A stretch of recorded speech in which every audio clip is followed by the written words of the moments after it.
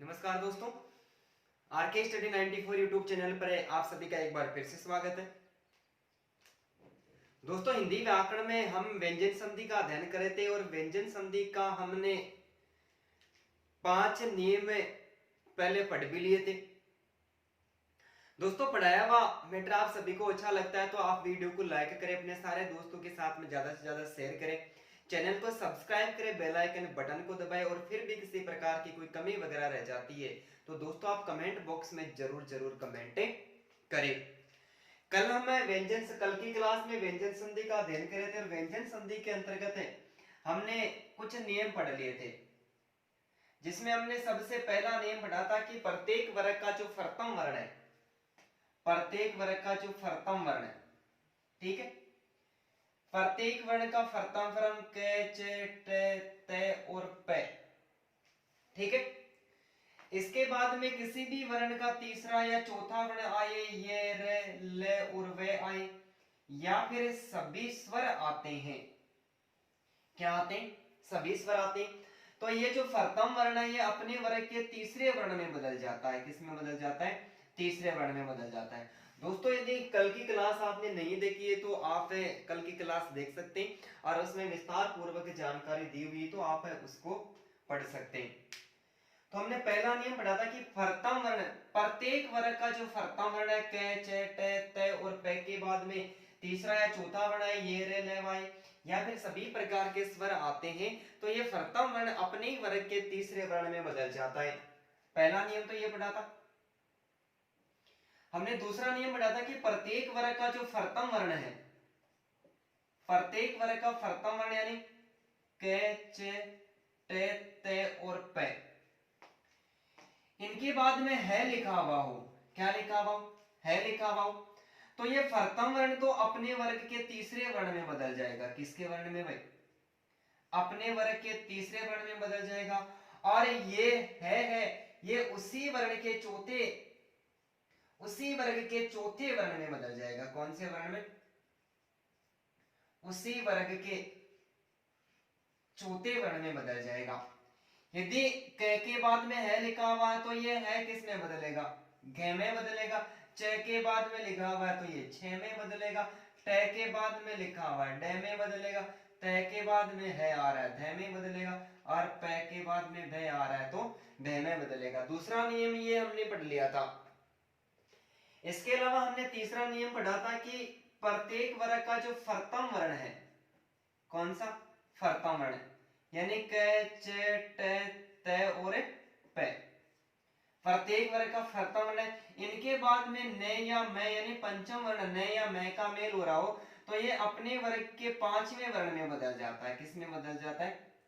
पांचवें वर्ण में बदल जाता है। तो ये व्यंजन संधि का तीसरा नियम पढ़ लिया था। इसके अलावा हमने चौथा वर्ण पढ़ा था कि हलंत में, हलंत में के बाद कैसे लेकर मैं तक का कोई भी वर्ण आता है, यानी प्रथम वर्ण में हमें क्या मिलेगा? हलंत में लिखा हुआ मिलेगा। ठीक है, हलंत में के बाद में कैसे लेकर मैं तक का कोई भी वर्ण आता है तो ये जो हलंत में है ये आगे आने वाले वर्ण के पांचवें वर्ण में बदल जाता है और पांचवें वर्ण में नहीं बदलता है तो दोस्तों ये अनुस्वार में बदल जाता है। एक ये नियम भी पढ़ लिया था। इसके अलावा मैंने एक और नियम पढ़ा था कि हलंत में के बाद में, किसके बाद भाई? हलंत ये में, हलंत में के बाद में ये, रे, ल, व तालवे से, मूर्धन्य से, दंते से और है लिखा हुआ आता है तो दोस्तों हलंत में किस में बदलता है? ये अनुस्वार में बदलता है। क्या बदलता है? अनुस्वार में बदलता है। ये पांचवा नियम भी हमने पढ़ लिया था। इसके अलावा इस नियम के अंतर्गत हमने दो नियम और पढ़े थे कि सम उपसर्ग के बाद में, किसके बाद में?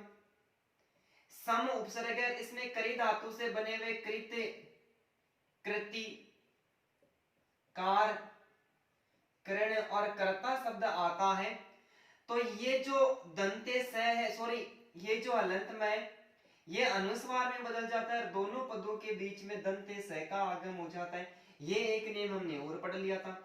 इसके अलावा हमने पढ़ा था कि परि उपसर्ग के बाद में यदि कृत, कर्ती, कार और कृण, कर्ता इन कृ धातु से बने हुए शब्दों का मेल हो रहा हो तो दोनों पदों के बीच में मूर्धन्य स का क्या हो जाता है, आगम हो जाता है। तो इस आधार पर हमने ये 5 या जो 6 नियम थे उनका हमने क्या कर लिया था, अध्ययन कर लिया था। आज हम इसके आगे वाले जितने भी नियम बच गए इसी वीडियो के अंतर्गत हम क्या करेंगे, इस संधि का कंप्लीट रूप से अध्ययन करेंगे। ठीक है भाई।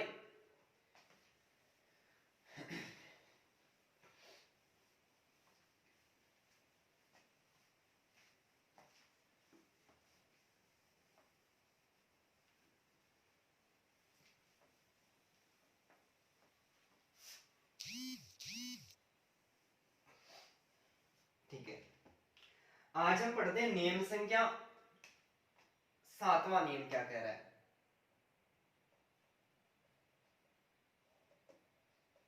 7वां नियम दोस्तों, उदाहरण कोई ज्यादा उदाहरण हमें याद नहीं रहते तो कोई दिक्कत वाली बात नहीं है, हमें नियम याद रहना चाहिए। यदि नियम हमें पूरी तरह से याद है तो संधि के संबंध में आने वाला कोई भी प्रश्न है वो हमारा कभी भी गलत नहीं होता है। ठीक है, 7वां नियम कह रहा है कि यदि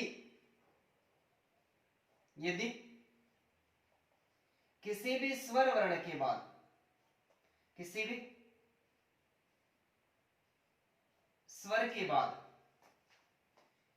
यदि 6 स्वर के बाद में 6 वर्ण का मेल हो रहा हो, 6 वर्ण का मेल हो रहा हो, मेल हो रहा हो तो संधि करने पर दोनों पदों के बीच में, दोनों पदों के बीच में संधि करने पर दोनों पदों के बीच में च हलंत च का आगम हो जाता है, हलंत च का आगमन हो जाता है। ठीक है, हमारा 7वां नियम कह रहा है यदि किसी भी स्वर, यानी हमारा जो संधि में दोनों तरफ फर्तम और द्वितीय वर्ण होता है, फर्तम वर्ण यानी जहां से संधि हो रही है इस फर्तम वर्ण में क्या लिखा हुआ हो, इधर स्वर वर्ण आया हो। ठीक है, 11 जो स्वर वर्ण है उसमें से किसी भी वर्ण का मेल हो रहा हो, लेकिन इस स्वर वर्ण के साथ में आगे किसका मेल हो रहा हो दोस्तों, 6 का मेल हो रहा हो तो दोनों पदों के बीच में क्या आ जाएगा, हलंत च, यानी 6 का आगम हो जाएगा। दोस्तों संस्कृत की बात करें तो संस्कृत में इस नियम को च आगम संधि का नियम कहते हैं। किसका कहते हैं, च आगम, च आगम संधि का नियम कहते हैं। क्या सबको साफ दिखाई दे रहा है क्या एकदम से, और सभी के पास में मेरी आवाज भी आ रही है क्या? हाँ भाई, उम्मीद करता हूं कि सबको आसानी के साथ में और साफ दिखाई दे रहा है। ठीक है, तो हमारा नियम कहता है कि यदि किसी भी स्वर के बाद में 6 वर्ण आए, यानी 6 का मेल हो रहा हो, 6 वर्ण का मेल हो रहा हो तो दोनों पदों के बीच में किसका आगम हो जाता है दोस्तों, 6 वर्ण का आगम हो जाता है। जैसे मैं यहां पर कुछ उदाहरण लिख रहा हूं, जैसे पद प्लस छेद, पद प्लस छेद। दोस्तों पद प्लस छेद की बात करें तो देखो पैसे हमने एल कर लिया, ये द, ये क्या है, ए आ गया, और ए के साथ में किसका मेल हुआ है दोस्तों, 6 का मेल हुआ है। किसका मेल हुआ है, 6 का मेल हुआ है। यदि दोनों पदों के बीच में ए के बाद में 6 का मेल होता है तो बीच में किसका आगम हो जाता है, 6 का आगम हो जाता है। तो यहाँ पर मैं क्या लिख देता हूं, पद तो वैसा का वैसा आ गया, 6 आया तो दोनों के बीच में क्या आ जाएगा, 6 आ जाएगा, और हमारा सही संधि क्या हो जाएगा, पद छेद हो जाएगा। दोस्तों पद छेद शब्द में कौन सी संधि मानी जाती है, व्यंजन संधि मानी जाती है, क्योंकि यहाँ पर जो संधि कार्य इस नियम के अनुसार हुआ है कि फर्तम वर्ण में क्या आ जाए, स्वर आ जाए। हमने द से ए को अलग कर लिया दोस्तों, यहाँ पर स्वर आया है, स्वर के साथ में किसका मेल हुआ, यहाँ पर देखो नियम कह रहा है कि 6 वर्ण का मेल हो तो संधि करने पर, यहाँ पर हमने संधि करी है तो दोनों पदों के बीच में, यानी इस स्वर वर्ण और 6 इन दोनों के बीच में किसका आगम हो जाएगा, 6 का हलंत 6 का आगम हो जाता है। तो संस्कृत में इसको किस नाम से पुकारते हैं, 6 आगम संधि के नाम से भी जाना जाता है। ठीक उसी प्रकार यदि मैं लिखूं अनु प्लस छेद, अनु प्लस छेद, ठीक है। अनुच्छेद की मैं बात करूं तो ए है और न से मैं क्या कर लूं, वो को अलग कर लूं। दोस्तों आगे किसका मेल हुआ है, आगे देखो इसमें भी 6 का मेल हुआ है, इसमें भी 6 का मेल हुआ है। स्वर वर्ण के बाद में 6 आता है तो दोनों पदों के बीच में क्या आ जाएगा, हलंत 6 आ जाएगा। तो ये क्या हो जाएगा, अनुच्छेद। क्या हो जाएगा, अनुच्छेद। दोनों पदों के बीच में क्या लिख दिया हमने, 6 का आगम कर दिया, तो ये क्या हो गया, अनुच्छेद हो गया। ठीक उसी प्रकार यदि मैं लिखूं वृक्ष प्लस छाया, क्या लिखूं, वृक्ष छाया, तो इसकी सही संधि क्या होगी, दोनों पदों के बीच में क्या आ जाएगा, च आ जाएगा और नया शब्द बनेगा, वो क्या बनेगा, वृक्ष छाया बनेगा। क्या बनेगा भाई, वृक्ष छाया बनेगा। तो उम्मीद करता हूं कि ये तथ्य आपको समझ में आए होंगे, ठीक है। तो एक बार इनका जल्दी से स्क्रीनशॉट ले लो, मैं आपको कुछ और उदाहरण दे रहा हूं जिनके बारे में आपको जल्दी जल्दी कमेंट करके बताना है।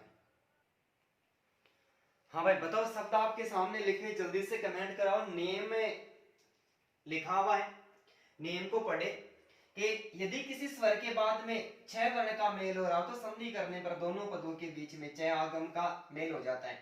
जैसे वी प्लस छेद का सही संधि क्या होगा, परि प्लस छेद, स्व प्लस छंद, तरो प्लस छाया, प्रति प्लस छाया, छतर प्लस छाया और आप प्लस छादन। दोस्तों जल्दी से कमेंट करें, नया शब्द क्या बनेगा।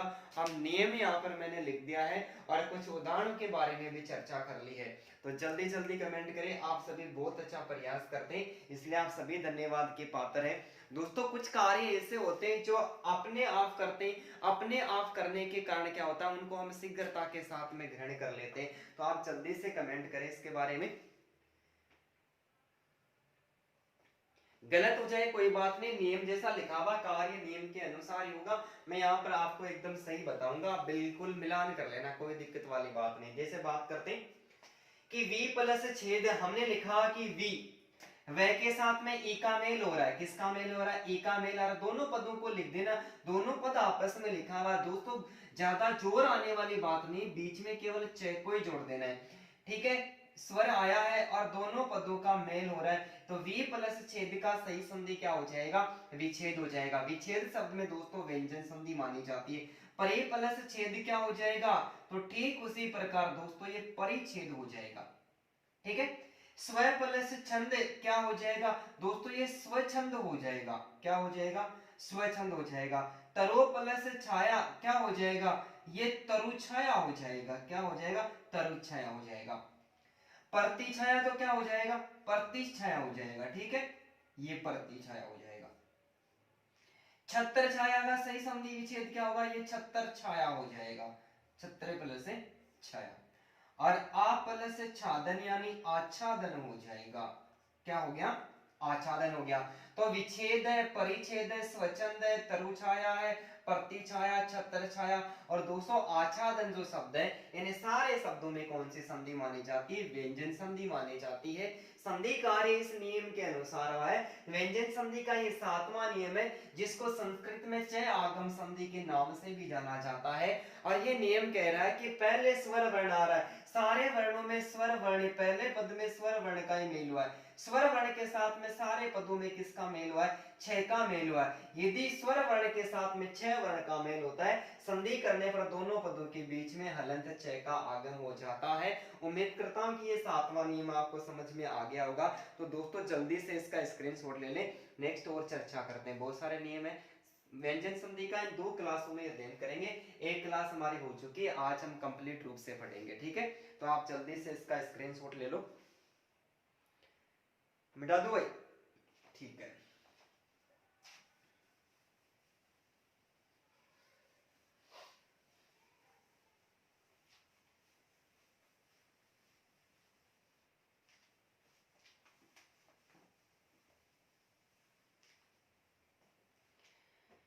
अब देखो हम पढ़ते हैं 8वां नियम। 8वां नियम दोस्तों, 8वां नियम थोड़ा लंबा है लेकिन एग्जाम की दृष्टि से बहुत ज्यादा इंपॉर्टेंट है, ध्यानपूर्वक देखें, है ना। 8वां नियम है तय और दय की संधि का नियम। कौन सी संधि, तय और दय की संधि का नियम है। तय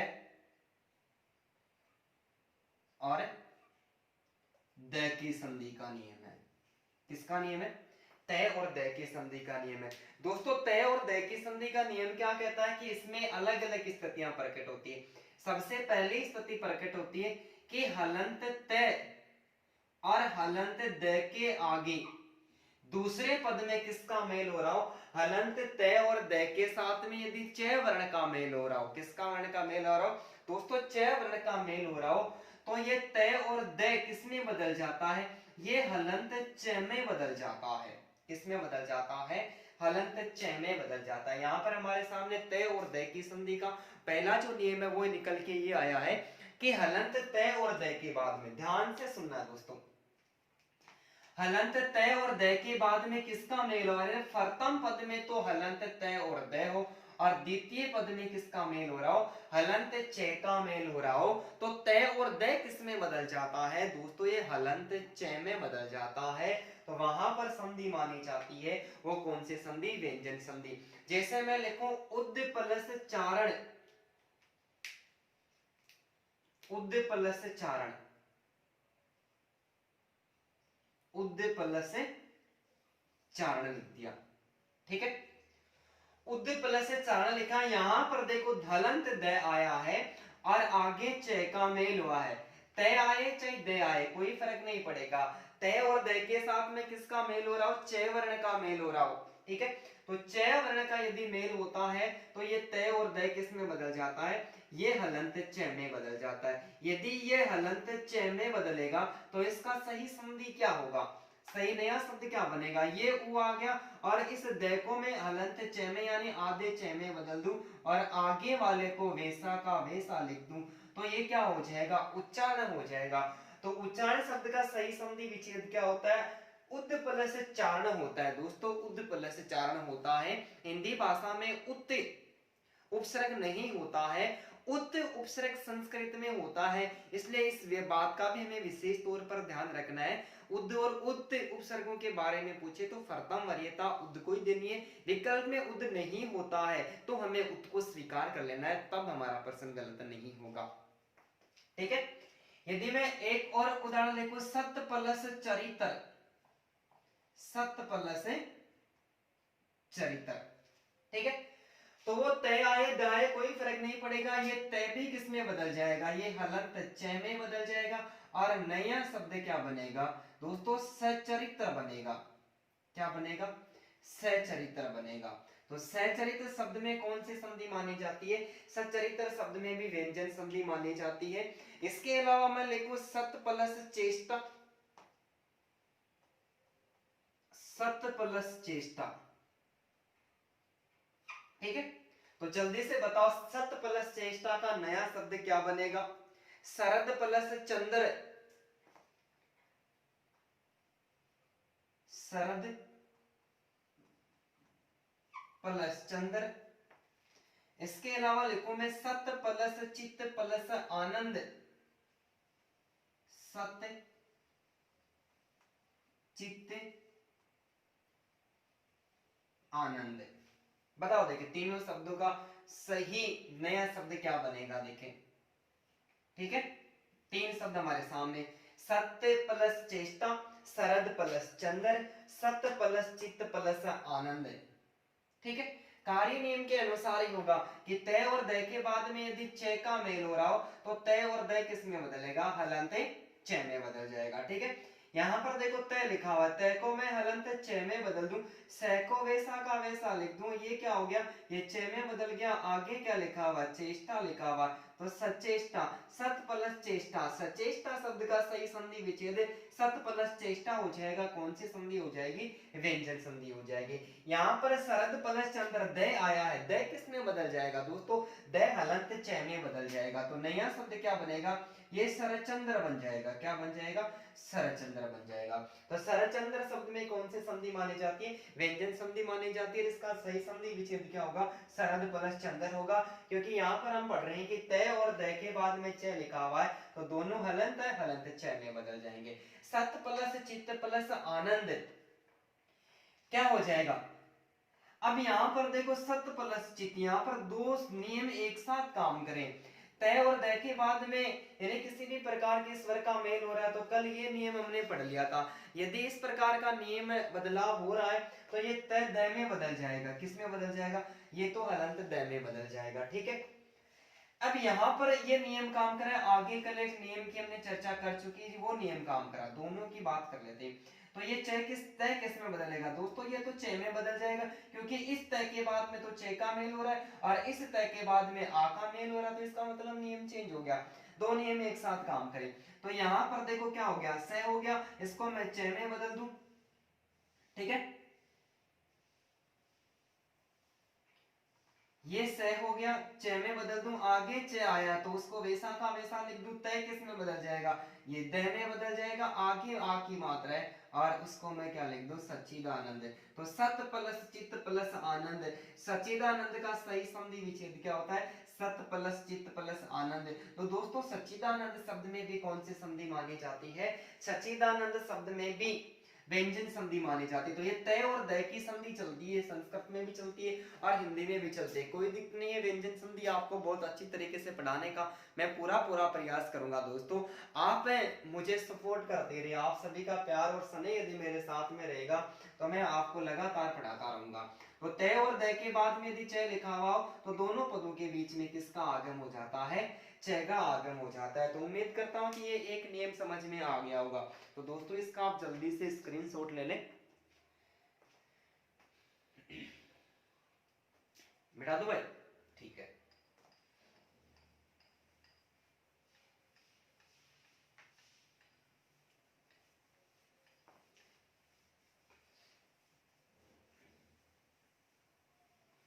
अब देखो तय और दय की संधि का यहां पर हम पढ़ रहे हैं दूसरा नियम, तय और दय की संधि का ये दूसरा नियम। दूसरा नियम कहता है कि तय और दय के बाद में यदि छ लिखा हुआ हो, क्या लिखा हो? तय और दय के बाद में हलंत ये तय और ये हलंत द, हलंत तय और दय के बाद में क्या लिखा हुआ हो? छ लिखा हुआ हो, तो हलंत तय और दय किस में बदल जाता है? ये हलंत च में बदल जाता है। किस में बदल जाता है? हलंत च। यानी तय और दय के बाद में च आ रहा है तो भी हलंत च में बदल रहा है, लेकिन तय और दय के बाद में यदि छ लिखा हुआ है तो भी किस में बदलेगा? ये हलंत च में बदलेगा। जैसे उदाहरण की बात करें हम, उद प्लस छिन, उद प्लस छिन, ये द आया है हलंत, ये हलंत द किस में बदलेगा? द के साथ में छ का मेल हुआ है तो किस में बदलेगा? यदि स्वर के बाद में, किसके बाद में? स्वर के बाद में पहले प्रथम पद में स्वर वर्ण आ रहा है, आगे छ का मेल हो रहा है, तो दोनों पदों के बीच में, अभी हमने ये पहला नियम पढ़ा था, दोनों पदों के बीच में छ का मेल हो जाता है। ठीक है, यहाँ पर हलंत द या तय के बाद में छ आ रहा है तो ये द किस में बदल रहा है? हलंत छ में बदल रहा है। यहाँ पर नया शब्द क्या बनेगा दोस्तों? उच्छिन्न बन जाएगा। उद प्लस छिन्न क्या हो जाएगा? उच्छिन्न। और उच्छिन्न शब्द का सही संधि विच्छेद क्या होता है? सही संधि होती है उद प्लस छिन्न। उच्छिन्न शब्द का संधि विच्छेद होगा उद प्लस छिन्न। तो मैं ठीक उसी प्रकार यदि मैं उद प्लस छेद लिखूं, उद प्लस छेद, ठीक है, बताओ देखिए नया शब्द क्या बनेगा? उद प्लस छेद, वही बात है। उद द किस में बदल रहा है? ये हलंत च में बदल रहा है, हलंत च में बदल रहा है, तो क्या हो गया? ये उ और द च में बदल गया और ये क्या हो गया? ये दोस्तों उच्छेद हो गया। क्या हो गया? उच्छेद हो गया। तो तय और दय का ये दूसरा नियम भी हमारा क्लियर हो गया कि तय और दय के बाद में छ आता है तो भी किस में बदलेगा? ये हलंत च में बदलेगा। और तय और दय के बाद में च आता है तो भी ये किस में बदलेगा? हलंत च में बदलेगा। तो उम्मीद करता हूं ये भी आपको समझ में आएगा। तय और दय का तीसरा नियम क्या कह रहा है? तीसरा नियम क्या है कि हलंत तय और दय के बाद में यदि ज आता है, क्या आता है? हलंत तय और दय के बाद में ज आता है तो तय और दय दोस्तों हलंत ज में बदल जाता है। किस में बदल जाता है? कि हलंत तय और दय के बाद में क्या आ जाए? हलंत तय और दय के आगे ज लिखा हुआ आता है। दोस्तों ज लिखा हुआ होता है तो तय और दय किस में बदल जाता है? ये हलंत ज में बदल जाता है। ठीक है, जैसे सत प्लस जन, सत प्लस जन हो गया। ठीक है, सत प्लस जन। अब हलंत तय के बाद में जय का मेल हुआ तो ये तय किस में बदलेगा, ये हलंत जय में बदलेगा। तो क्या हो गया, ये स वैसा का वैसा लिख दूं, तय को मैं जय में बदल दूं, आगे जय आ रहा है तो ये सज्जन हो गया। सज्जन शब्द में दोस्तों व्यंजन संधि मानी जाती है और सज्जन शब्द का सही संधि विच्छेद सत प्लस जन होता है। दोस्तों ठीक उसी प्रकार यदि मैं उद प्लस ज्वल लिखूं, उद प्लस ज्वल लिखूं, ये द आया, द किस में बदलेगा, ये हलंत जय में बदलेगा। किस में बदलेगा, तो ये क्या हो गया, उ हो गया, जे आधा है, आगे भी जे आधा है, तो ये क्या हो गया दोस्तों, उज्जवल हो गया। शुद्ध अशुद्ध वाले में बहुत बार पूछा जाता है, तो उज्जवल शब्द में दोनों शब्द आधे ही आते, दोनों जो जय होते हैं वो दोनों आधे आते। क्यों, क्योंकि उज्जवल शब्द का सही संधि विच्छेद उद प्लस ज्वल होता है। तो यहाँ पर क्या आया, उ आया, उ के बाद में यानी सॉरी कहने का मतलब तय और दय के बाद में क्या आ रहा है, जय का मेल हो रहा है। तय और दय के बाद में जय का मेल हो रहा है, तो तय और दय हलंत जय में बदल रहा है। तो आगे में हलंत जय है, पहले दय आया वो हलंत जय में बदल गया, तो नया शब्द क्या बना, उज्जवल बना। और उज्जवल शब्द में कौन सी संधि, व्यंजन संधि मानी जाती है। ठीक उसी प्रकार यदि मैं जगत प्लस जननी लिखूं, जगत जननी यावत जीवन,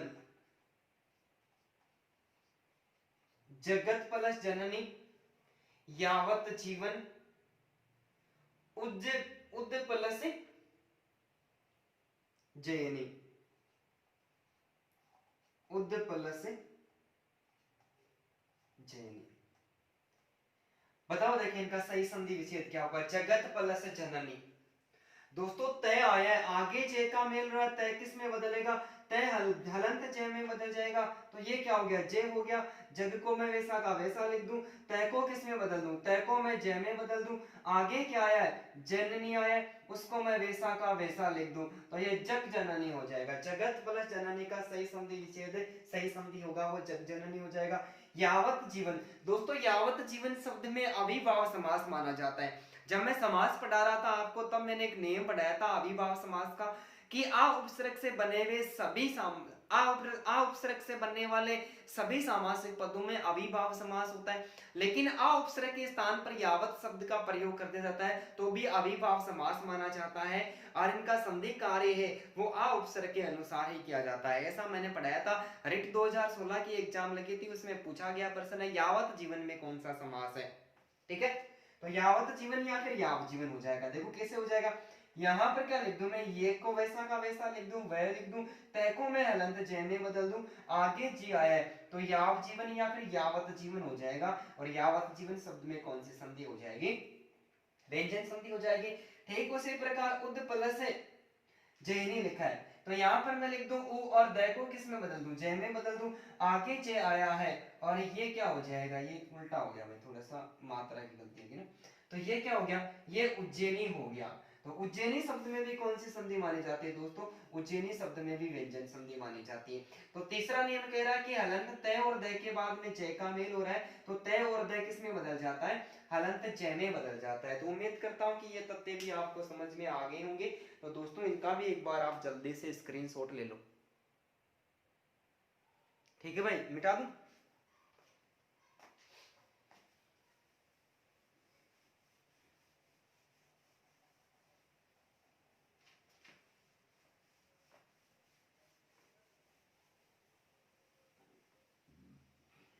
ठीक है। अब देखो नेक्स्ट नियम, तय और द की संधि का जो चौथा नियम कह रहा है कि हलंत तय और हलंत द के बाद में यदि छ लिखा हुआ आता है तो हलंत तय और द दोस्तों किस में बदल जाता है, हलंत जय में बदल जाता है। तय और द की संधि का चौथा नियम कह रहा है कि हलंत तय और द के बाद में छ लिखा हुआ आता है तो ये हलंत तय और द है ये किस में बदल जाता है दोस्तों, ये हलंत जय में बदल जाता है। जैसे एक शब्द की बात करें, महत प्लस झंकार, महत प्लस झंकार, ठीक है, वर्हित प्लस झंकार, दो शब्द हमें लिखे हुए मिलेंगे, दोनों के बारे में चर्चा करते हैं। तय और दय के बाद में झ का मेल हुआ है क्या? ये तय आया है, ये भी तय आया है, तय के साथ में झ का मेल हुआ है। दोस्तों ये तय किस में बदलेगा? ये हलंत ज में बदलेगा। हलंत ज में बदलेगा तो क्या हो गया? ये मह हो गया। तय को मैं ज में बदल दूं, आगे वाले वैसा का वैसा लिख दूं, तो ये मह झंकार हो गया। और ये क्या हो गया? ये वरी झंकार हो गया। ठीक है, ये वरी झंकार हो गया। ठीक है, बात समझ में आई क्या? तो ये तय और दय की संधि का चौथा नियम है कि तय और दय के बाद में यदि झ का मेल होता है तो तय और दय किस में बदल जाता है? ये हलंत च में बदल जाता है। ठीक है, पांचवा नियम कहता है कि हलंत तय और दय के बाद में ट लिखा हुआ हो। क्या लिखा हो? ट लिखा हुआ हो। ये पांचवा नियम कहता है कि हलंत तय और दय के बाद में यदि ट लिखा हुआ मिलता है तो हलंत तय और दय दोस्तों ट में, हलंत ट में बदल जाता है। किस में बदल जाता है? हलंत ट में बदल जाता है। भाई हलंत तय और दय के बाद में ट का मेल होता है तो हलंत तय और दय हलंत ट में बदल जाता है। जैसे तद प्लस टीका, तद प्लस टीका और वर्हित प्लस टीका। ठीक है, एक तय आया है, दूसरा दय आया है। तय और दय के बाद में किसका मेल हो रहा हो? तय का मेल हो रहा हो तो ये किस में बदलेगा? ये हलंत ट में बदलेगा। भाई तय और दय दोनों किस में बदल जाएगा? हलंत तय में बदल जाएगा। तो ये ट आ गया और नया शब्द क्या बन गया? तट्टिका बन गया और ये वरत तट्टिका बन गया। ठीक है, ये वरत तट्टिका बन गया। तो एक और नियम हमारा क्लियर हो गया कि तय और दय के बाद में हलंत तय और दय के बाद में ट लिखा होता है तो तय और दय हलंत ट में बदल जाता है। हलंत तय और दय के बाद में छ लिखा हुआ है तो हलंत छ में बदल जाता है। तो तय और दय की संधि के कुल कितने नियम पूरे होंगे? 5 नियम पूरे होंगे। तो इन दोनों का भी आप एक बार स्क्रीनशॉट ले लो और हम चर्चा करते हैं जल्दी से। स्क्रीनशॉट लो भाई दोनों का। समझ में आ रहा है सभी को? समझ में आ रहा तो दोस्तों कमेंट में हाँ लेके मिटा दो भाई। ठीक है, मिटा देता हूँ।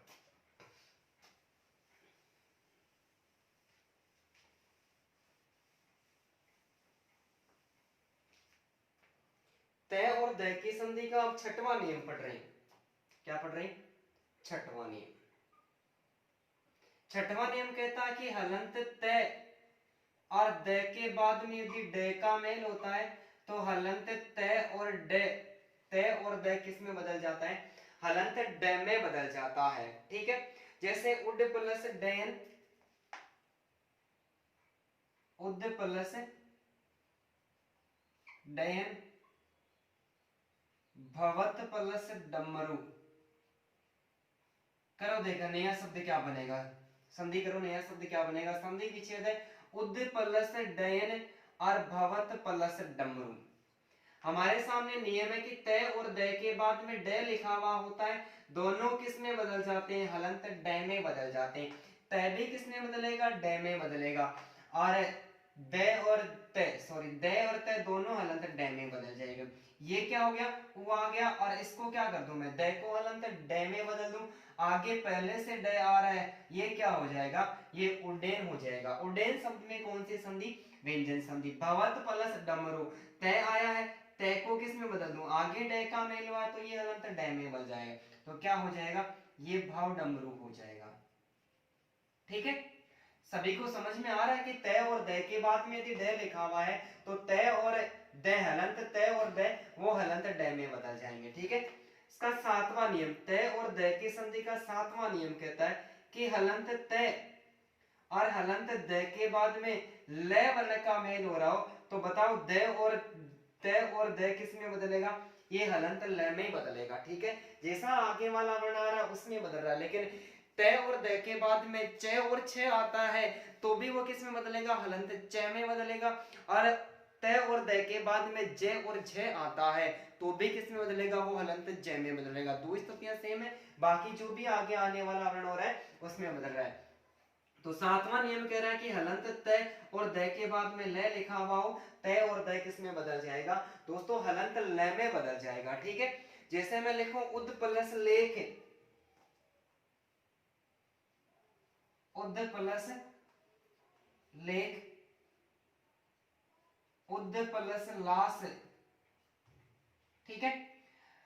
दोनों में हलंत द का मेल और आगे ल लिखा हुआ तो उद प्लस ले का सही संधि क्या हो जाएगा, नया शब्द बनेगा उल्लेख, और उद प्लस लास का क्या बनेगा, उल्लास बनेगा, क्योंकि द किस में बदल जाएगा, द दोस्तों हलंत ल में बदल जाएगा। क्या बदल, किस में बदल जाएगा, हलंत ल में। तो उल्लेख और उल्लास, उल्लेख और उल्लास शब्द में कौन सी संधि मानी जाती है, उल्लेख और उल्लास में व्यंजन संधि मानी जाती है। अब मैं आपके सामने दो तीन शब्द संधि विच्छेद दे रहा हूं, जल्दी से उसका नया शब्द बनाए।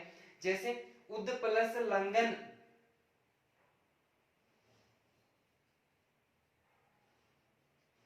उद प्लस लंघन। इसके अलावा मैं आपको एक और शब्द दूं, तद प्लस लीन, तद प्लस लीन। विद्युत प्लस लेखा, पटवार की एग्जाम में पूछा गया प्रश्न है, इस शब्द का सही संधि क्या होगा। तो उद प्लस लेख, तद प्लस लीन और विद्युत प्लस लेखा। जल्दी से कमेंट करके बताएं इनका सही शब्द क्या बनेगा। नीचे दिख रहा है क्या सबको, विद्युत लिखा हुआ दोस्तों, विद्युत, विद्युत लिखा हुआ है। ये लो शायद अब दिख रहा है ना, बताओ देखिए जल्दी से नया शब्द। बहुत बहुत धन्यवाद सभी को, मिलान कर लेना भाई, गलत नहीं होना चाहिए दोस्तों। द आया, द के बाद में ला आया तो क्या हो जाएगा, नया शब्द उल्लंघन हो जाएगा। तद प्लस लीन, तल्लीन हो जाएगा। विद्युत प्लस लेखा, ये विद्युलेखा हो जाएगा, ठीक है। तो उल्लंघन है, तल्लीन है, विद्युलेखा, उल्लेख है और उल्लास है। ये नियम क्या कहता है कि हलंत त और द के बाद में यदि ल का मेल हो रहा हो, दोनों किस में बदलेंगे, हलंत ल में बदल जाएंगे। तो त और द की संधि का ये 7वां नियम है, ये भी एकदम क्लियर हो गया। तो ये भी उम्मीद करता हूँ समझ में आया होगा, इसका भी स्क्रीनशॉट ले ले। इसका एक और नियम है, उसके बारे में भी हम चर्चा करते हैं। देखें, मिटा दो भाई।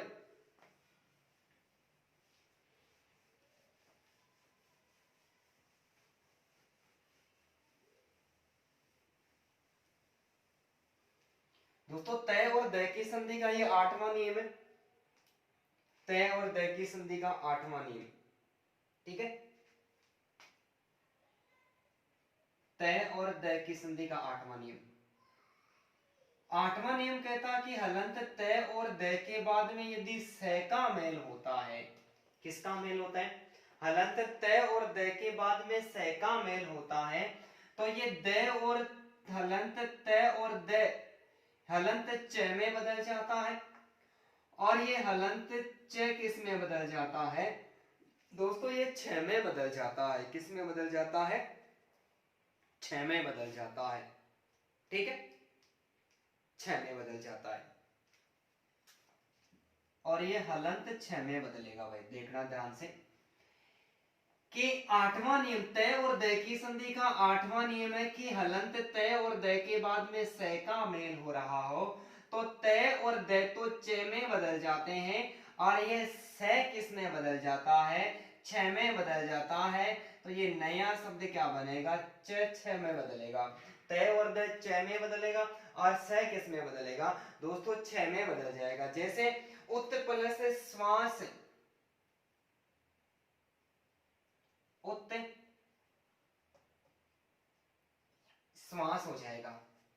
यहां पर क्या आया, तय आया, तय किस में बदलेगा, हलंत च में बदलेगा, और ये छ किस में बदलेगा, स किस में बदलेगा, आधा है तो ये हलंत छ में बदल जाएगा। क्या हो जाएगा, यहां पर मैं वो लिख दूं, और किसका मेल हो गया, तय आया तो तय छ में बदल गया, छ किस में बदल गया, ये छ में बदल गया। हलंत तो मैं हलंत लिख दूं, और के हो गया, ये उच्छ्वास हो गया दोस्तों। बहुत बार शुद्ध अशुद्ध के अंतर्गत पूछा जाता है। तो उत प्लस श्वास का नया शब्द क्या बनेगा, उच्छ्वास बनेगा। कैसे बनेगा कि तय और द की संधि का 8वां नियम कह रहा है कि तय और हलंत तय और द के बाद में स लिखा हुआ है, यानी ये तालव्य स, कौन सा स भाई, तालव्य स लिखा हुआ है, तो तालव्य स छ में बदल जाएगा, और तय और द किस में बदल जाएगा, ये हलंत च में बदल जाएगा। तो उत प्लस श्वास तय किस में बदला, च में बदला, और स किस में बदल गया, छ में बदल गया। नया शब्द क्या बना, उच्छ्वास बना। उच्छ्वास शब्द में कौन सी संधि मानी जाती है, व्यंजन संधि। तो ठीक उसी प्रकार मैं लिखूं उत प्लस शिष्ट, उत प्लस शिष्ट। दोस्तों तय किस में बदलेगा, तय छ में बदलेगा, स किस में बदलेगा, ये छ में बदलेगा। छ में बदलेगा तो ये क्या हो गया, ऊ आ गया, और इसको मैं छ में बदल दूं, छोटी की मात्रा लगा दूं, और ये क्या हो गया, ये उच्चिष्ट हो गया। क्या हो गया, उच्चिष्ट हो गया।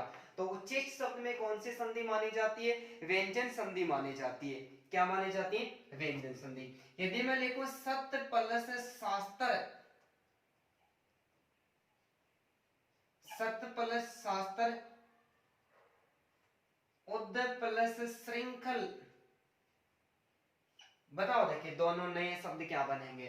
ठीक है, ये क्या आ गया, ये हलंत त आया, ये हलंत च में बदलेगा, स छ में बदल जाएगा, ये स हो गया, और स के बाद में तय को मैं च में बदल दूं, स छ में बदल गया, सा आए आ की मात्रा लगा दूं, आगे वैसा का वैसा लिख दूं, सच्छात्र हो गया दोस्तों, सशास्त्र हो गया। ठीक है, सच्छात्र हो गया। तो सच्छात्र शब्द में कौन सी संधि मानी जाती है, व्यंजन संधि मानी है। ठीक उसी प्रकार ये क्या आया, द आया, आगे स प्लस रे प्लस ए से क्या बनता है, श्र बनता है। तो ये न रे नहीं आकर ये री आया, तो ये क्या बन गया, ये श्री बन गया, श्रृंखल बन गया। ठीक है, तो आया तो ये स का सही है। ठीक है, द किस में बदल जाएगा, हलंत च में बदल जाएगा, और ये स किस में बदलेगा, छ में बदल जाएगा, री की मात्रा वैसी की वैसी रह जाएगी। ये उ लिख दूं, ये आधा च आ गया, और ये छ आ गया, री की मात्रा लगा दूं, आगे वाला मैं वैसा का वैसा लिख दूं। तो दोस्तों ये उत्श्रृंखल हो गया। और उत्श्रृंखल शब्द में कौन सी संधि मानी जाती है, व्यंजन संधि मानी जाती है। ठीक उसी प्रकार यदि मैं सत प्लस शासन लिखूं, सत प्लस शासन, और तद प्लस शिव का नया शब्द क्या बनेगा, जल्दी से कमेंट करके बताओ। ये लास्ट नियम है, इसके साथ में पूरा हो जाएगा। सत प्लस शासन और तद प्लस शिव, तद प्लस शिव। तय आया है हलंत च में बदल जाएगा, स आया है छ में बदल जाएगा, स को वैसा का वैसा लिख दूं, आधे छ का आगम कर दूं, छ को लिख दूं, आ की मात्रा लगा दूं, और सन को वैसा का वैसा लिख दूं, सच्छासन हो गया। क्या हो गया, सच्छासन हो गया। तद प्लस शिव, द आया है हलंत च में बदल दूं, स आया है छ में बदल दूं, तय आ गया छ को मैं वैसा का वैसा लिख दूं, ई की मात्रा लगा दूं, और छह लेके मैं वह को लिख दूं दोस्तों, तच्छिव हो गया। तो ये तय और दय की संधि का एक आठवां नियम, तो दय और दय की संधि कंप्लीट हो गई। एक और हमारा नियम है, आठवां नियम कंप्लीट हो गया। आठवां नियम कहता है कि तय और दय के बाद में यदि स लिखा हुआ हो, तय और दय हलंत छ में बदल जाता है, स किस में बदल जाता है, छ में बदल जाता है। सारे शब्दों में कार्य इस नियम के अनुसार है। तो एक और हमारा नियम कंप्लीट हो गया। उम्मीद करता हूं कि ये नियम भी आपको समझ में आया होगा। जल्दी से दोस्तों स्क्रीनशॉट ले लो इसका भी। ठीक है भाई,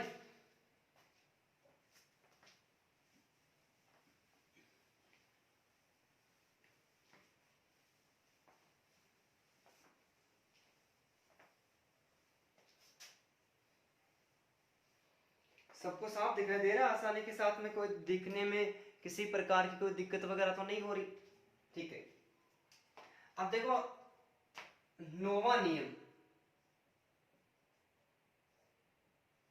नौवां नियम, नौवां नियम क्या कह रहा है कि यदि ई और उस स्वर के बाद में, यदि प्रथम पद में क्या लिखा हुआ मिलेगा, ई, छोटी ई और छोटा ऊ, छोटी ई और छोटा ऊ स्वर हो, इनके बाद में त, थ, द, ध, न तथा दंते स का मेल हो रहा हो। किसका मेल हो रहा भाई, प्रथम पद में छोटा ई और छोटा ऊ लिखा हुआ हो। क्या लिखा हुआ हो, छोटा ई और छोटा ऊ लिखा हुआ हो। ठीक है, तो ई और उ स्वर, छोटा ई और छोटा उ स्वर, इनके बाद में किसका मेल हो रहा हो, ते थे दे धे ने और दंते से का मेल हो रहा हो तो दोस्तों संधि करने पर, ठीक है, संधि करने पर ते थे दे धे और ने किस में बदल जाता है, ते टे में बदल जाता है, थे ठे में बदल जाता है, दे डे में बदल जाता है, धे ढे में बदल जाता है, ने किस में बदल जाता है, अणे में बदल जाता है और दंते से किस में बदल जाता है, मूर्धन्य स में बदल जाता है। दोस्तों इस नियम को संस्कृत में मूर्धन्य स की संधि का नियम कहते हैं। क्या कहते हैं? संस्कृत में इसको मूर्धन्य स की संधि का नियम कहते हैं।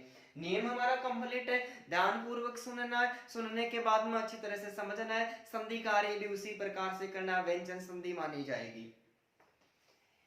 यदि ई छोटी ई छोटा उस स्वर के बाद में ते थे दे धे ने तथा दंते से का मेल हो रहा हो, संधि करने पर ते थे दे धे और ने टे ठे डे ढे और अणे में बदल जाएगा और दंते से दोस्तों किस में बदल जाएगा, मूर्धन्य स में बदल जाएगा। किस में बदल जाएगा? मूर्धन्य स में बदल जाएगा। ठीक है, जैसे मैं लिखूं वी प्लस सम,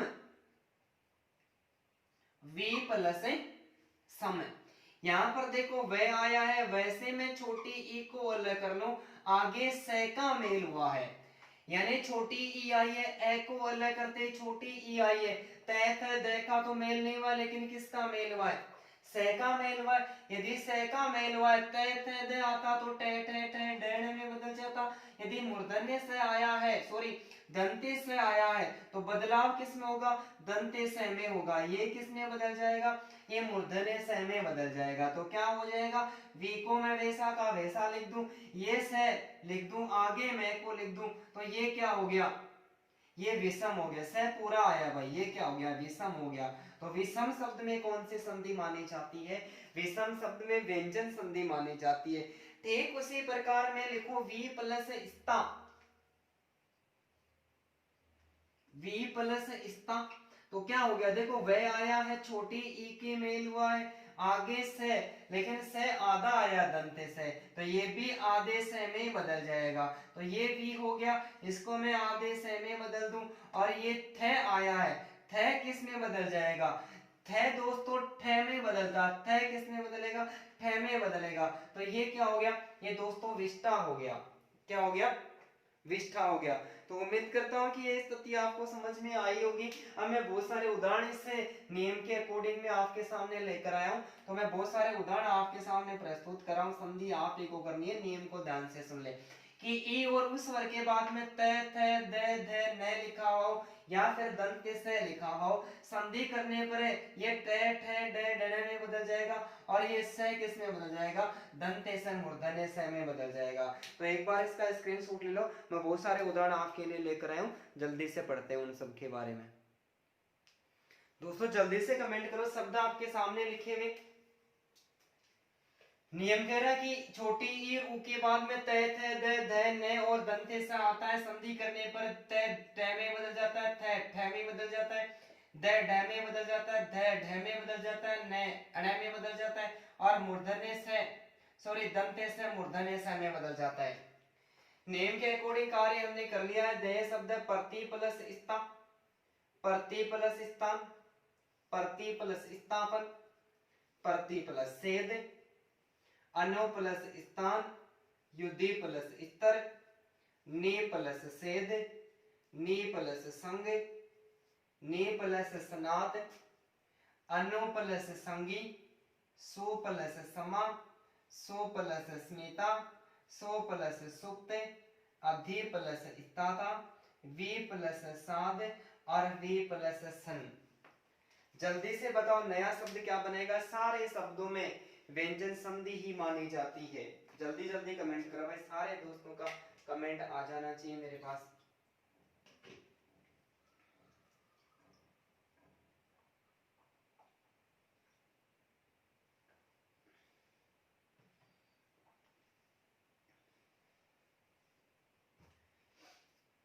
बताओ भाई, बहुत बहुत धन्यवाद सभी का। नेम आपके सामने लिखा हुआ है, शब्द भी आपके सामने, जल्दी से कमेंट करो, जल्दी जल्दी बताओ, गलत हो जाए कोई दिक्कत नहीं, हम सारे शब्दों के बारे में चर्चा करेंगे, देखते हैं क्या सही होता है। दोस्तों प्रति प्लस स्था, प्रति तय में छोटी ई का मेल हुआ है, आगे से का मेल हुआ है, प्रति वेसा का वेसा आ गया, तय आया है, तय किस में बदल जाएगा, तय में बदल जाएगा। ठीक है, तो तय को किस में बदल दूं, प्रतिष्ठा, प्रति, प्रति के बाद में क्या आया है, नया शब्द आया है। ठीक है, प्रति के बाद में तो ई आया, ई को तो मैं वैसा का वैसा लिख दूं, सह किस में बदल दूं, ये क्या हो जाएगा, ये प्रतिष्ठा हो जाएगा। भाई ई उ के बाद में तय पहले आया तो पहले वाला तय नहीं बदलेगा, द्वितीय पद के रूप में यदि तय लिखा हुआ है दोस्तों वही बदलेगा। ठीक है, ये प्रतिष्ठा हो जाएगा। ये फिर प्रति आया है, छोटी ई की मात्रा, ये सह आया है, ये किस में बदल दूं, तय में बदल दूं, और थ किस में बदल गया दोस्तों, ठ में बदल गया, दंते से मूर्धन्य स में बदल गया, और थ किस में बदल गया, ठ में बदल गया। तो ठीक उसी प्रकार प्रति प्लस स्थापन का नया शब्द प्रतिष्ठापन बनेगा। क्या बनेगा, प्रतिष्ठापन। तो प्रतिष्ठा, प्रतिष्ठान और प्रतिष्ठापन शब्द में कौन सी संधि, व्यंजन संधि मानी जाती है। प्रति प्लस सेद ई के बाद में स का मेल हुआ है तो ये प्रति हो गया, और ये दंते से मूर्धन्य स में बदल गया तो ये क्या हो गया, प्रतिषेध हो गया। ठीक है, अनु प्लस स्थान दोस्तों उ आया है, न में उ की मात्रा, ये स आया है, दालव्य मूर्धन्य में बदल जाएगा, थ किस में बदल जाएगा, ठ में बदल जाएगा, अनुष्ठान हो जाएगा। तो अनु प्लस स्थान का नया शब्द अनुष्ठान बनेगा। अनुष्ठान शब्द में कौन सी संधि, व्यंजन संधि। युद्धि प्लस स्टर क्या आया है, ई की मात्रा, ये थ आ गया, ये थ आ गया, स और थ ये किस में बदल गया, दंते से मूर्धन्य से में बदल गया, ठ बदल गया, ठ में बदल गया, रे को वैसा का वैसा लिख दूं दोस्तों, युधिष्ठिर हो गया। शुद्ध अशुद्ध के बारे में ये भी बहुत बार पूछा जाता है। नी प्लस सेद ई की मात्रा, ये दंते से को मैं मूर्धन्य से में बदल दूं, ये निषेध हो गया। फिर क्या आया है, ई की मात्रा, ये और दंते से को किस में बदल दूं, मूर्धन्य से में, निसंग हो जाएगा। और नी प्लस सनात आया है। ठीक है, तो नी आया, नी यानी ई की मात्रा, ये ई के साथ में दंते से को क्या बदल दूं, मैं तालव्य से में बदल दूं, न को अण में बदल जाता है, आ की मात्रा लगा दूं, ये न आया, न किस में बदल जाएगा, अण में बदल जाएगा, ये निष्णात हो जाएगा। ठीक उसी प्रकार अनुसंज्ञा आया, अनु में उ की मात्रा आई है, ये दंते से आया, मैं तालव्य में बदल दूं, ये अनुसंज्ञा हो जाएगा। सु प्लस समा, स में उ की मात्रा, ये दंते से को मैं मूर्धन्य से में बदल दूं, और सु प्लस समा का नया शब्द सुषमा बनेगा, और सुषमा शब्द में व्यंजन संधि होगी। सु प्लस स्मिता, सु आया, दंते से को किस में बदल दूं, मूर्धन्य से में बदल दूं, आगे वाला वैसा का वैसा लिख दूं, तो सु प्लस स्मिता का सही संधि क्या होगी, सुस्मिता होगी, और सुस्मिता शब्द में व्यंजन संधि होगी। दोस्तों कौन सी संधि होगी, व्यंजन संधि। सु प्लस सुक्त दोस्तों उ की मात्रा ये, और ये सु आया, किस में बदल दूं, दंते से को मूर्धन्य में बदल दूं, पै को वैसा लिख दूं, ये सुसुप्त हो जाएगा, और सुसुप्त शब्द में व्यंजन संधि। अधि प्लस स्ताता हो जाएगा, क्या हो जाएगा, अधि प्लस स्ताता, ये क्या आ गया, अधि आ गया, स आ गया, स किस में बदलेगा, स दोस्तों ये दंते से मूर्धन्य से में, तय किस में बदल जाएगा, ट में बदल जाएगा। ठीक है, ट में बदल जाएगा, वैसे की वैसी मात्रा, ये अधिष्ठाता हो गया, क्या हो गया, अधिष्ठाता हो गया। वी प्लस साथ, ये वी आया है, वी के बाद में दंते से को मूर्धन्य से में बदल दूं, ये विषाद हो गया, और छोटी वी के साथ में छोटी ई आई है, ये स हो गया, तो दंते से को मैं तालव सॉरी मूर्धन्य से में बदल दूं, और ये विषण हो गया। वी प्लस सन का नया शब्द क्या बना, विषण हो गया। तो उम्मीद करता हूं कि कार्य सारा इस नियम के अनुसार ही हुआ है, तो मिलान कर लीजिए, किसी का गलत नहीं हो जाए। जल्दी से आप इसका स्क्रीनशॉट ले लो, कुछ और शब्द बच गए इसके, उनके बारे में भी और चर्चा करते हैं। जल्दी से स्क्रीनशॉट ले लो भाई। ठीक है भाई, बताओ थे कि जल्दी से कुछ नए शब्द और मिले हमें। अभी प्लस सेक, जल्दी जल्दी कमेंट करो। अभी प्लस सेक, परि प्लस सद, उपने प्लस सद, we plus Sonu, knee plus सिद्ध, और सु प्लस सुप्ति।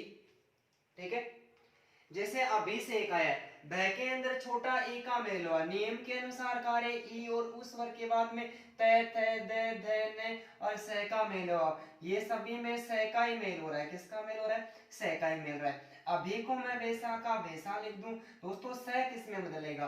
दंते स मूर्धन्य स में बदल जाएगा। तो ये क्या हो गया?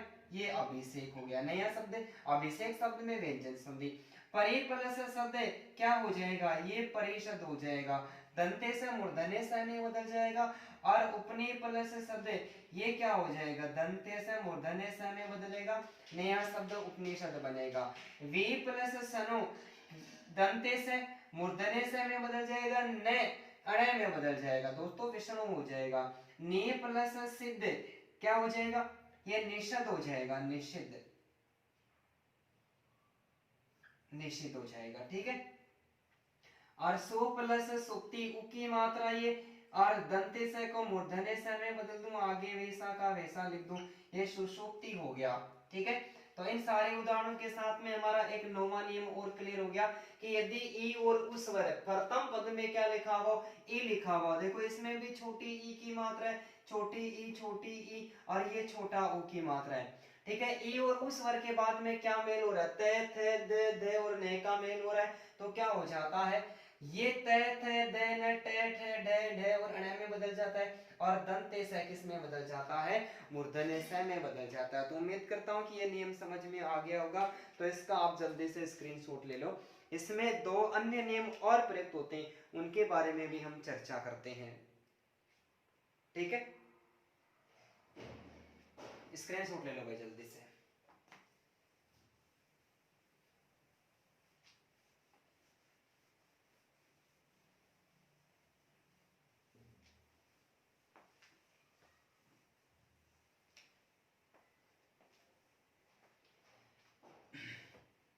यदि मूर्धन्य स के बाद में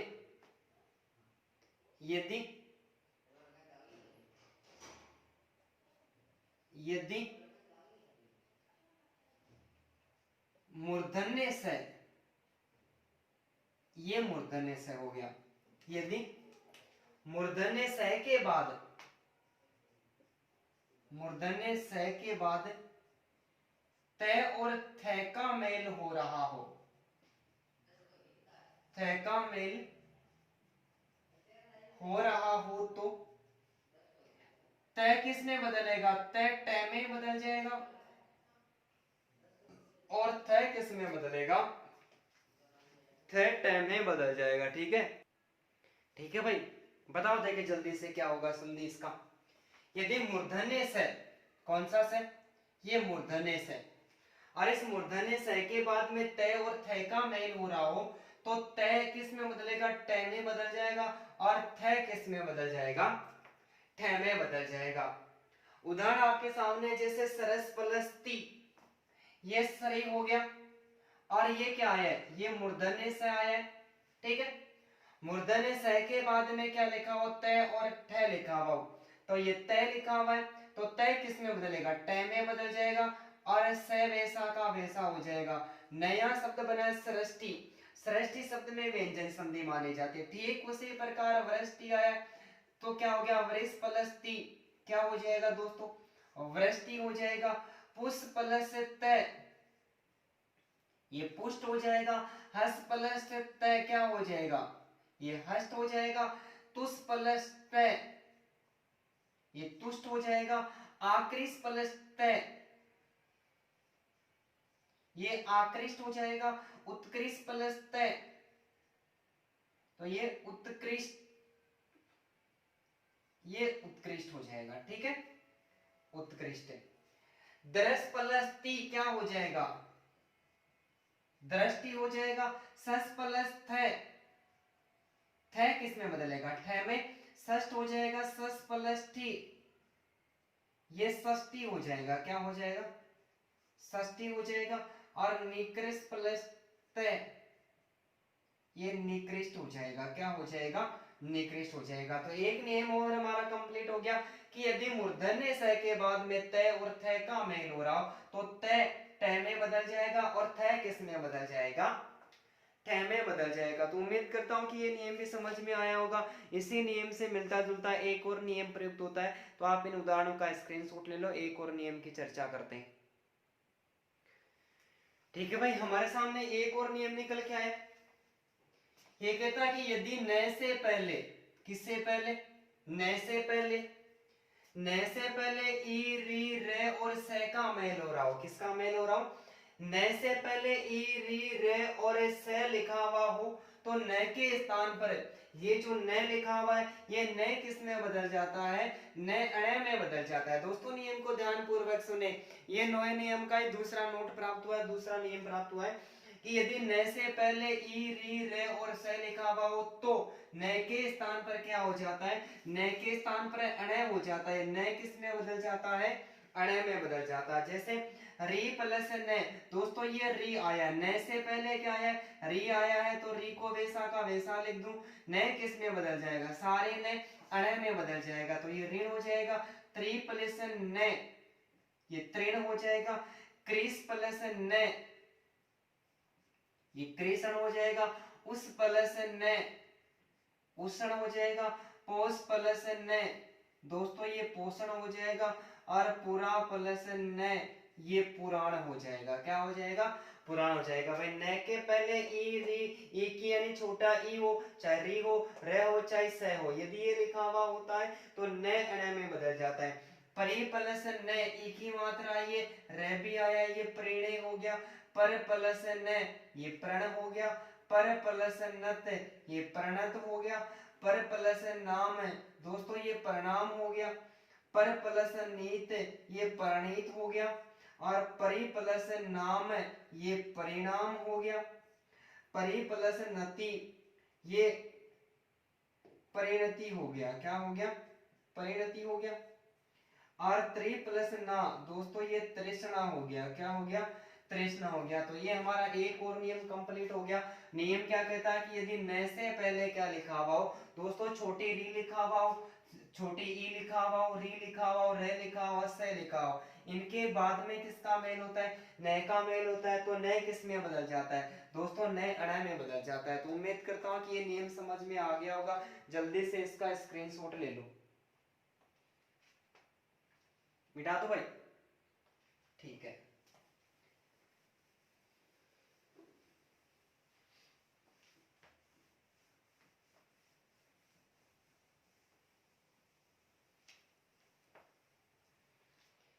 अब देखो व्यंजन संधि का 10वां नियम है, 10वां नियम,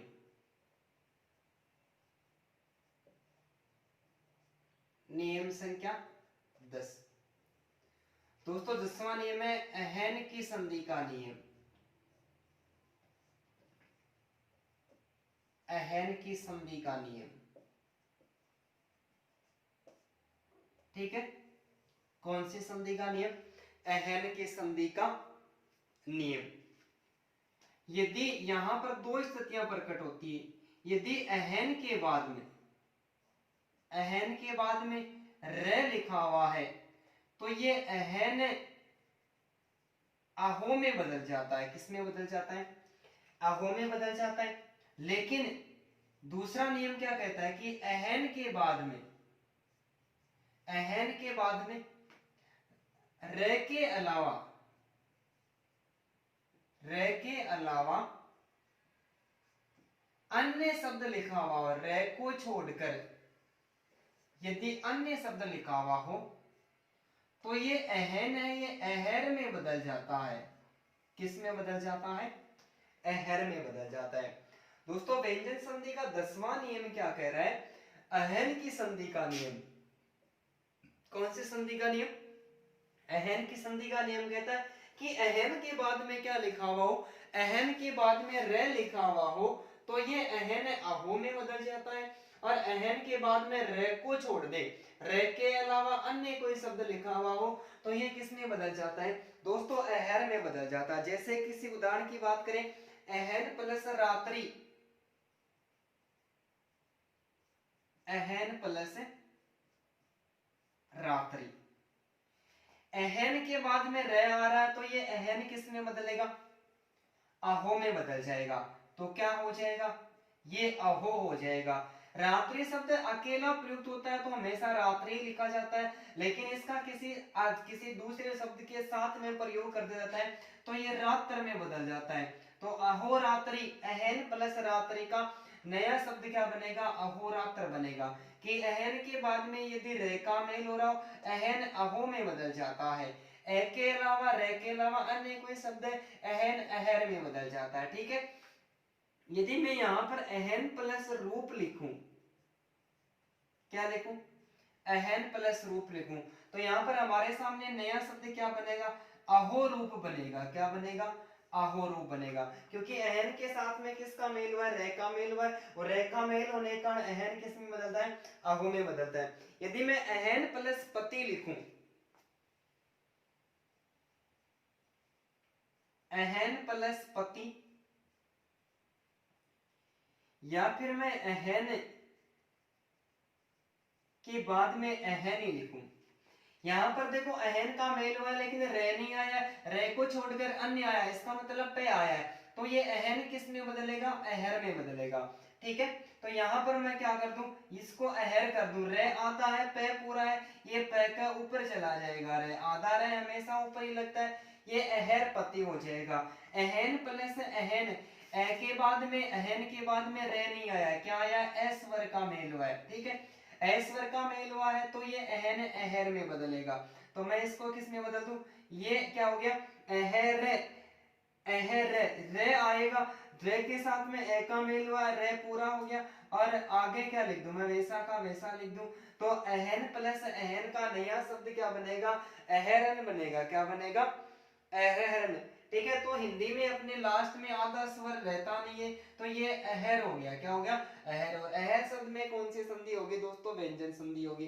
ठीक उसी प्रकार मैं अहन प्लस निशा लिखूं, अहन प्लस निशा, या फिर मैं अहन प्लस मुख लिखूं,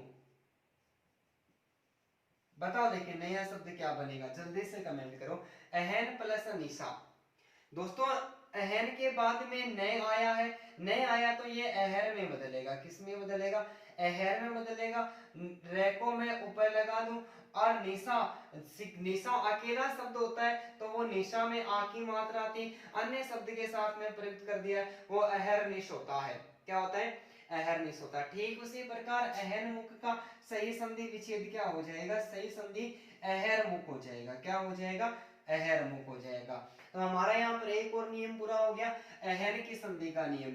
दो स्थितियां प्रकट होती है कि अहन के बाद में यदि रे लिखा हुआ होता है तो अहन अहो में बदल जाता है, और अहन के बाद में रे के अलावा अन्य किसी शब्द का मेल होता है तो अहन किस में बदल जाता है, अहर में बदल जाता है। तो उम्मीद करता हूं कि ये नियम भी आपको समझ में आ गया होगा। तो दोस्तों जल्दी से इसका भी स्क्रीनशॉट ले लो। ठीक है भाई, मिटा दो।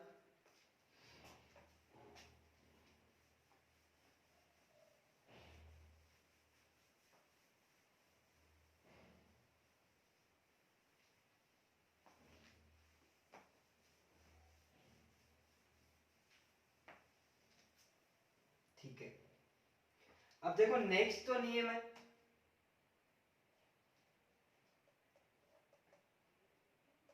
वो है उद्द की संधि का नियम।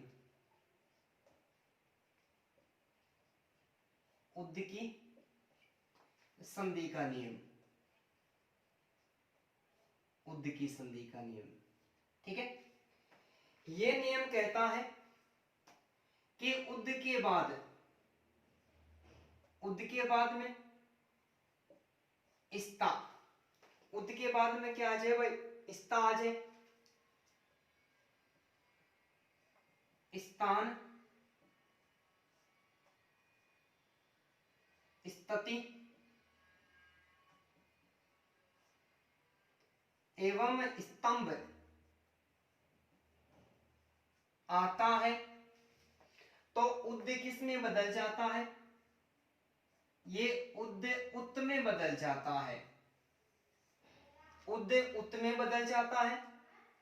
और दंते स लिखा हुआ है, इस दंते स का लोप हो जाता है, दंते स का क्या हो जाता है, लोप हो जाता है। 11वां नियम है उद्द की संधि का नियम। ये कहता है कि उद्द के बाद में स्था, स्थान, स्थिति और स्तंभ शब्द लिखा हुआ है तो उद्द उत में बदल जाता है, और जो दंत्य स है इसका क्या हो जाता है, लोप हो जाता है। तो उद्द प्लस स्था, ये द किस में बदल जाएगा, तय में बदल जाएगा, उत में बदल जाएगा, स का लोप हो जाएगा तो क्या हो जाएगा, ये उत्था हो जाएगा। ठीक उसी प्रकार क्या हो जाएगा, ये उत्थान हो जाएगा और ये उत्स्थिति हो जाएगा। क्या हो जाएगा, उत्स्थिति हो जाएगा और ये स्तंभ हो जाएगा। ठीक है, ये क्या हो जाएगा, स्तंभ हो जाएगा। तो ये उद्द की संधि का नियम हो गया कि उद्द की संधि क्या कहती है कि उद्द के बाद में स्था, स्थान, स्थिति और स्तंभ शब्द लिखा हुआ हो तो उद्द किस में बदल जाएगा, उत में बदल जाएगा, और स लिखा हुआ है, दंते स लिखा हुआ है, दंते स का क्या हो जाएगा, लोप हो जाएगा। ठीक है, इसके अलावा हमारे सामने एक और नियम प्रयुक्त होता है, 12वां नियम। दोस्तों 2-3 नियम बच गए। नियम संख्या 12वां नियम कहता है कि यदि हलंत द के बाद में, द के बाद में अघोष वर्ण, अघोष वर्ण आ जाए, क्या आ जाए, अघोष वर्ण आए, यानी प्रत्येक वर्ग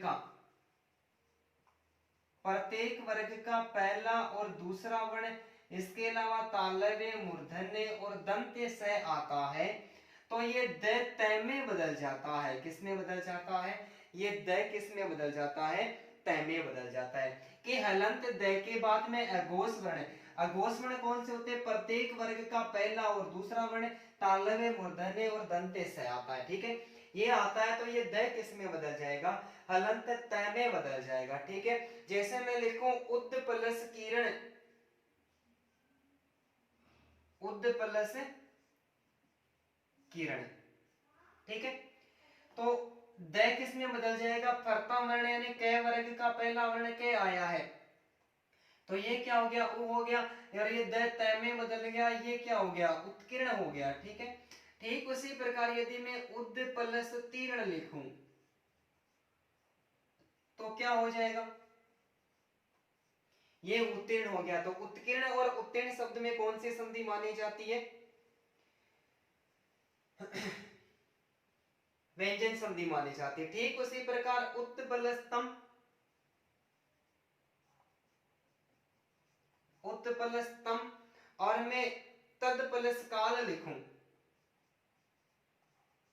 तद प्लस काल, तो ये क्या हो गया, उत्तम हो गया, और ये क्या हो गया, ये तत्काल हो गया। ठीक है, तो उत्तम और तत्काल शब्द में भी कौन सी संधि मानी जाती है, व्यंजन संधि मानी जाती है। 12वां नियम कहता है कि हलंत द के बाद में अघोष वर्ण है, प्रत्येक वर्ग का पहला दूसरा वर्ण स तालव्य, मूर्धन्य, दंत्य स आता है तो दोस्तों ये द किस में बदल जाता है, द हलंत तय में बदल जाता है। किस में बदल जाता है, हलंत तय में बदल जाता है। तत् प्लस सम, तत् प्लस सम और तत् प्लस पर। बताओ देखिए दोनों शब्दों का, दोनों संधि विच्छेदों का नया शब्द क्या बनेगा, जल्दी से कमेंट करके बताओ भाई। तत् प्लस सम क्या हो जाएगा, तत्सम हो जाएगा, तद प्लस सम, तद प्लस सम, तद प्लस पर, ये तत्सम हो गया और ये तत्पर हो गया। क्या हो गया, तत्पर हो गया। तो हमारा एक और नियम क्लियर हो गया कि हलंत द के बाद में अघोष वर्ण आए तो हलंत द तय में बदल जाता है, और उद के बाद में स्था, स्थान, स्थिति और स्तंभ शब्द लिखा हुआ तो उद उत में बदल जाता है, और स जो दंते स है उसका क्या हो जाता है, लोप हो जाता है। तो उम्मीद करता हूं ये भी समझ में आ गया होगा, इसका भी जल्दी से स्क्रीनशॉट ले लो भाई। ठीक है भाई दोस्तों, व्यंजन संधि में एक और अन्य नियम प्रयुक्त होता है जिसको कहते हैं व्यंजन लोप संधि। क्या कहते हैं, व्यंजन लोप संधि। व्यंजन लोप संधि है कि यदि हलंत न के बाद में, हलंत न के बाद में स्वर या व्यंजन वर्ण आ जाए तो हलंत न का लोप हो जाता है। क्या हो जाता है, हलंत न का लोप हो जाता है। लेकिन ये अहन का जो नियम पढ़ा था, इस अहन के नियम को छोड़कर आ जाए, अहन के नियम को छोड़कर, ठीक है, कि यदि हलंत न के बाद में चाहे स्वर वर्ण आ जाए चाहे व्यंजन वर्ण आ जाए, तो हलंत न का क्या हो जाता है, लोप हो जाता है, और कोई बदलाव नहीं होता है, तो उसको व्यंजन लोप संधि कहते हैं। जैसे युवन प्लस राज, यहाँ पर हलंत न है, संधि करने पर हलंत न का में लोप हो जाएगा। जैसे युवन प्लस राज, नया शब्द क्या बन जाएगा, युवराज बन जाएगा। युवन प्लस अवस्था, ठीक है, तो ये क्या हो जाएगी, वह आ गया, वह के साथ में ए का मेल हो गया, ये युवावस्था हो जाएगी, युवावस्था हो जाएगी। युवन प्लस वाणी, ये युववाणी हो जाएगा। पक्षीन प्लस राज, ये पक्षी राज हो जाएगा। ठीक उसी प्रकार मंत्रीन मंडल, तो क्या हो जाएगा, ये मंत्रिमंडल हो जाएगा। स्वामीन भक्ति, ये स्वामी भक्ति हो जाएगा, क्या हो जाएगा, स्वामी भक्ति हो जाएगा। सन्यासी वर्ग, ये सन्यासीन प्लस वर्ग का सन्यासी वर्ग हो जाएगा, क्या हो जाएगा, सन्यासी वर्ग हो जाएगा। प्राणीन प्लस विज्ञान, ये प्राणी विज्ञान हो जाएगा, प्राणी विज्ञान हो गया। राजन प्लस ऋषि, ये राज ऋषि हो गया। राजन प्लस ग्रह, ये राजग्रह हो गया। राजन प्लस माता, दोस्तों राजमाता हो गया। योगीन प्लस राज, ये योगी राज हो गया। योगी प्लस ईश्वर, ये योगीश्वर हो गया। ए प्लस ई बराबर बड़ी ई हो गई, योगीश्वर। आत्मन विश्वास, ये आत्मविश्वास हो गया, क्या हो गया, आत्मविश्वास। आत्मन प्लस हंता, ये आत्महंता हो गया। और प्राणी प्लस मात्र, ये प्राणी मात्र हो गया। दोस्तों ये एक अन्य नियम प्रयुक्त होता है जिसको कहते हैं व्यंजन लोप संधि। यदि हलंत न के बाद में कोई स्वर या व्यंजन वर्ण आता है, तो यहाँ पर देखो स्वर वर्ण का भी मेल हुआ है, और स्वर वर्ण के अलावा लगभग किसका मेल हुआ, व्यंजन वर्णों का मेल हुआ है, ठीक है। तो चाहे स्वर वर्ण आ जाए चाहे व्यंजन वर्ण आ जाए, तो संधि करने पर हलंत न होता है, उसका क्या हो जाता है, लोप हो जाता है। तो हमारा एक नियम और कंप्लीट हो गया। अब 2 मिनट का टाइम लेने वाला हूं, एक और नया नियम प्रयुक्त हुआ है, उसके बारे में चर्चा करते हैं। जल्दी से स्क्रीनशॉट ले लो, ठीक है भाई। अब एक और नई संधि निकल के आते हैं जिसको कहते हैं तद्भव संधि। और इसके जो उदाहरण है वो एलडीसी की जो एग्जाम लगी थी उसमें एक दो उदाहरण पूछे गए। जैसे सारे शब्द है वो तद्भव है, और तद्भव शब्दों की हमने आपस में मिलाकर संधि बनाई तो हो गई तद। अब प्लस ही का संधि विच्छेद का सही संधि होगी अभी, तो कब प्लस ही क्या हो जाएगा, कभी। तब प्लस ही का तभी। जब प्लस ही जभी। यह प्लस ही यही। और वह प्लस ही का क्या बनेगा, वही हो जाएगा। तो ये सारे तद्भव शब्द बने, इसलिए इसको किस नाम से पुकारते हैं, तद्भव संधि कहते हैं। नाक प्लस कटा क्या हो जाएगा, नकटा हो जाएगा। अंग प्लस पोछा, ये अंगोछा हो जाएगा। फूल प्लस तेल, फुलेल हो जाएगा। डाक प्लस घर, ये डागर हो जाएगा। मास्टर प्लस साब, ये माँ साब हो जाएगा सीधा, है ना, बोलने पर। और पानी प्लस घाट, ये क्या हो जाएगा, पनघट हो जाएगा। तो ये कुछ कैसे शब्द है, ये तद्भव शब्द है। तद्भव शब्दों की यहाँ पर क्या बनी है, संधि बनी है, तो ये क्या कहलाती है, तद्भव संधि कहलाती है। और ये एलडीसी की एग्जाम में इसमें से पूछे गए प्रश्न है ना। तो ये भी हमें थोड़ा सा साधारण ज्ञान के लिए याद रख लेना है। और इस नियम के साथ में दोस्तों हमारी व्यंजन संधि है वो कंप्लीट हो गई। थोड़ा टाइम तो मैंने आपका ज्यादा ले लिया, लेकिन फिर भी ऐसी मैंने कोई स्थिति छोड़ी नहीं है कि कोई भी प्रश्न बाहर से आएगा। उम्मीद करता हूँ सारे तथ्य आपको समझ में आ गए होंगे। दोस्तों स्थिति समझ में आती है तो आप वीडियो को लाइक करें, अपने सारे दोस्तों के साथ में शेयर करें, चैनल को सब्सक्राइब करें, बेल आइकन बटन को दबाएं। और फिर भी कोई गलती रहती है तो आप कमेंट बॉक्स में जरूर कमेंट करें। जय हिंद, जय भारत। मिलते हैं कल फिर किसी एक नए वीडियो के साथ में, तब तक के लिए धन्यवाद।